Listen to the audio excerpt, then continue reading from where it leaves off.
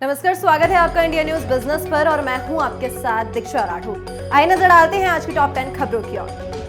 आज सोने और चांदी के दामों की बात करें तो आज सोने का भाव रिकॉर्ड हाई के करीब ट्रेड कर रहा है। एमसीएक्स पर सोने की कीमत 100 रुपए चढ़ गई है। 10 ग्राम सोने का रेट 73,423 रुपए पर पहुंच गया। वहीं गोल्ड का ऑल टाइम हाई 64,063 रुपए है। सोने की तरह चांदी की कीमत भी उछल गई है। एमसीएक्स पर सिल्वर 225 रुपए की मजबूती के साथ 74,615 रुपए प्रति किलोग्राम पर ट्रेड कर रही है। इंटरनेशनल मार्केट की बात करें तो इंटरनेशनल स्पॉट मार्केट में भी सोने और चांदी की कीमतों में तेजी दर्ज की जा रही है। कॉमेक्स पर सोने का भाव करीब $60 की मजबूती के साथ $2080 प्रति औंस पर ट्रेड कर रहा है। इसी तरह चांदी भी उछलकर $24.17 प्रति औंस पर कारोबार कर रही है। आज के समय में जोमेटो का यूज तो लगभग हर कोई करता है। रोजाना लाखों ऑर्डर जोमेटो पर होते हैं, लेकिन फिलहाल जोमेटो पर खाना ऑर्डर करने वाले लोगों के लिए बड़ा झटका लगने वाला है, क्योंकि जोमेटो ने प्लेटफॉर्म फीस को बढ़ा दिया है और इसके बाद प्लेटफॉर्म फीस 3 रुपए से बढ़कर 4 रुपए हो जाएगी और खाना ऑर्डर करना और भी ज्यादा महंगा हो जाएगा। अगस्त 2023 में कंपनी ने 2 रुपए प्लेटफॉर्म फीस चार्ज करना शुरू किया था, जिसको बाद में बढ़ाकर 3 रुपए कर दिया गया और अब एक बार फिर इसे बढ़ा दिया गया है। यानी कि ग्राहक खाने का चार्ज देंगे, डिलीवरी फीस भी देंगे, ऊपर से बढ़ी हुई प्लेटफॉर्म फीस भी देंगे।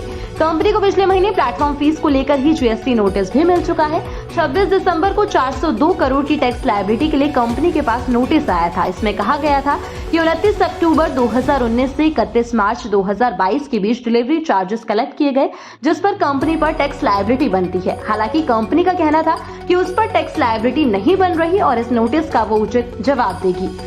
नए साल के मौके पर जापान की बाइक मैन्युफैक्चरिंग कंपनी कावासाकी ने एक और नई निंजा बाइक लॉन्च कर दी है। कंपनी ने निंजा ZX CR के अपडेटेड वर्जन को लॉन्च किया है। बता दें कि ये बाइक पहले भी इंडियन मार्केट में मौजूद थी, लेकिन अब कंपनी ने इसके अपडेटेड वर्जन को लॉन्च किया है। ये बाइक ब्लूटूथ कनेक्टिविटी के साथ आती है। कंपनी ने इस बाइक को 2 कलर वेरिएंट में लॉन्च किया है। इस नई बाइक में 4.3 इंच का TFT कलर इंस्ट्रूमेंट क्लस्टर दिया है। साथ में स्मार्टफोन कनेक्टिविटी भी मिलती है। बाइक में 600 सीसी का liquid cooled 4 stroke inline engine मिलता है। बाइक में 4 इंटीग्रेटेड राइडिंग मोड्स मिलते हैं, जिसमें स्पोर्ट, रोड, रेन और राइडर शामिल है। एडवांस टेक्नोलॉजी के नाम पर कंपनी ने बड़े बदलाव किए हैं। इसमें कंपनी ने स्पोर्टी विंडस्क्रीन भी दी है, जो बाइक को स्पोर्ट्स लुक देती है। बाइक में 17 लीटर की फ्यूल टैंक कैपेसिटी मिलती है और कंपनी ने इलेक्ट्रिक स्टार्ट दिया है। बाइक में 6 स्पीड मैनुअल ट्रांसमिशन मिलता है। कीमत की बात करें तो इस बाइक की कीमत 11.09 लाख रुपए एक्स शोरूम में है।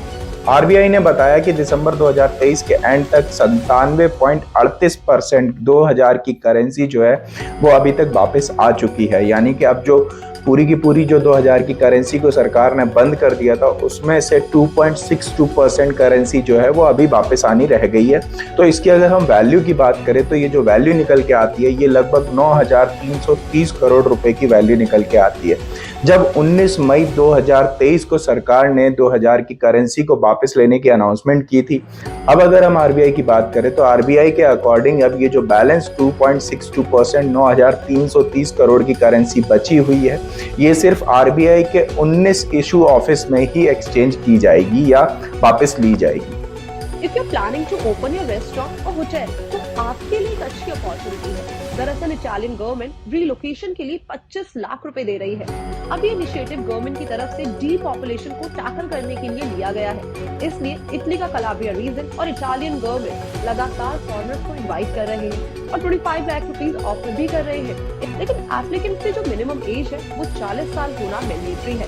एप्लीकेशन सक्सेसफुल होने के बाद अब वहाँ पे अपना कोई भी restaurant, hotel, bread and breakfast जैसा कोई भी बिजनेस ओपन कर सकते हैं। एंजल टैक्स और एंजल इन्वेस्टर्स का नाम तो आपने कई बार सुना होगा। एंजल टैक्स को साल 2012 में लागू किया गया था। ये उन अनलिस्टेड बिजनेस पर लागू होता है जो एंजल इन्वेस्टर से फंडिंग हासिल करते हैं। जब किसी स्टार्टअप को किसी एंजल इन्वेस्टर से फंड मिलता है तो उसे इस पर टैक्स भी चुकाना पड़ता है। लेकिन अब सवाल ये आता है कि आखिर ये एंजल टैक्स या फिर एंजल इन्वेस्टर्स होता क्या है। मान लीजिए आपने अपना कोई बिजनेस स्टार्ट किया है और आप उस बिजनेस के लिए फंडिंग जोड़ रहे हैं, तो आपको जिस इन्वेस्टर से आपके बिजनेस के लिए पहली बार फंडिंग मिलेगी वो आपका एंजल इन्वेस्टर बन जाएगा।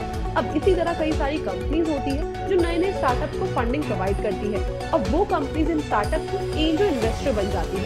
इसके साथ ही साथ मैं आपको बता दूं, जो टैक्स इन स्टार्टअप के ऊपर लगाया जाता है उस टैक्स को ही एंजल टैक्स बोलते हैं। साल 2020 के बजट में इनकम टैक्स के नियमों में कुछ बदलाव किए गए थे और नया टैक्स सिस्टम जोड़ा गया था, जिसे हम न्यू टैक्स रजीम के नाम से जानते हैं। अब साल 2023 के बजट में इसी न्यू टैक्स रजीम में कुछ नए बदलाव किए गए हैं और स्टैंडर्ड डिडक्शन जोड़ा गया है। साथ ही 7 लाख रुपए तक के इनकम वालों को टैक्स से छूट भी दी गई है। मामला यहीं तक नहीं रुका। वित्त मंत्री निर्मला सीतारमण ने फाइनेंशियल ईयर 23-24 के न्यू टैक्स रजीम को ही डिफॉल्ट टैक्स सिस्टम बना दिया है। अब जब हम टैक्स इन्वेस्टमेंट भरेंगे या फिर इनकम टैक्स रिटर्न भरेंगे तो न्यू टैक्स रजीम में ही इसमें डिफॉल्ट होगा।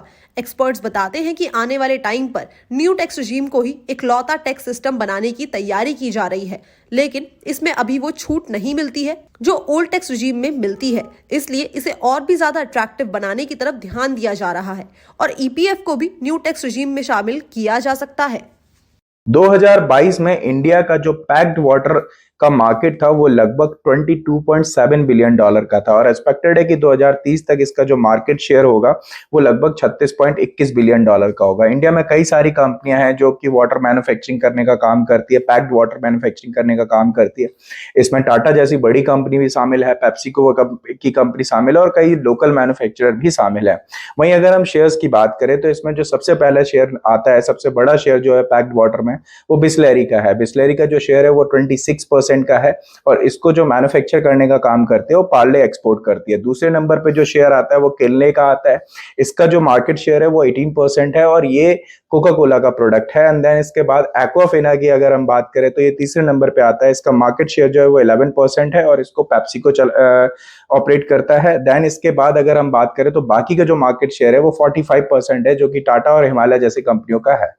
क्या आपका व्हाट्सएप अकाउंट भी बैन हो चुका है? दरअसल मैं ऐसा इसलिए पूछ रही हूँ क्योंकि व्हाट्सएप ने आईटी रूल्स 2021 को फॉलो नहीं करने पर नवंबर 2023 में भारत में करीबन 71 लाख से ज्यादा अकाउंट बैन कर दिए हैं। यानी कि 1 नवंबर से लेकर 30 नवंबर के बीच कंपनी ने 71,96,000 अकाउंट बैन किए हैं। इनमें से लगभग 19,54,000 अकाउंट्स पर रिस्ट्रिक्शन लगा दिया गया है। देश में 500 मिलियन से ज्यादा यूजर्स वाले प्लेटफॉर्म यानी कि व्हाट्सएप को नवंबर में देश में रिकॉर्ड 8,841 शिकायतें मिली है और सिर्फ 6 पर कार्रवाई चल रही है। अकाउंट सेक्शन उन रिपोर्ट को शोकेस करता है जो व्हाट्सएप ने रिपोर्ट के बेसिस पर एक्शन लिया है। ये कदम सोशल मीडिया को मिसयूज होने से रोकने के लिए लिया गया है।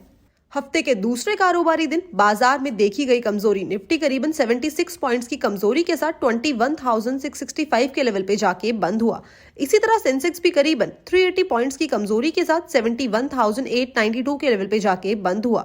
अगर आज के टॉप गेनर्स और लूजर्स की तरफ नजर डाली जाए तो डिवीज लैब करीबन 3.09% की मजबूती के साथ आज का टॉप गेनर रहा। इसी तरह अडानी पोर्ट और एमएनएम करीबन 3% की कमजोरी के साथ आज के टॉप लूजर रहे।